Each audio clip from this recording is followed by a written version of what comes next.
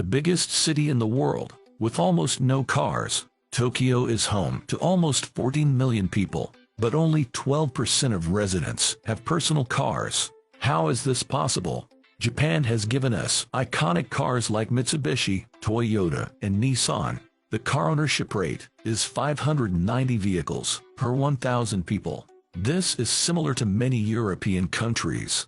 On average, each Japanese household has 1.06 cars. Yet Tokyo is a notable exception. You might think of it as a crazy, noisy metropolis, but it's actually more like a sci-fi village. Tokyo has practically no traffic noise. You can walk right down the middle of the street. You won't see cars parked on the side of the road. The few cars you'll see are guaranteed to be small, quiet ones. Just 12% of journeys in Tokyo are completed by private cars. Even cycling is more popular than driving.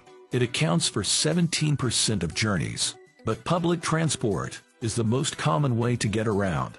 Tokyo boasts the world's busiest public transportation system. 30 million people commute by train every day. The average time between trains is around 5 minutes. The shortest headway is only 1 minute and 50 seconds. Train stations have everything you need, even food stalls.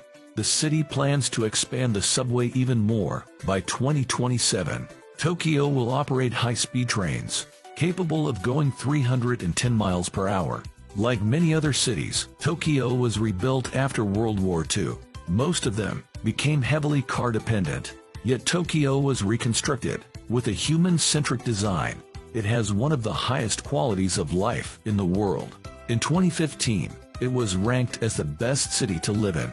Life expectancy in Tokyo is 84 years. The city's air pollution levels are considerably low.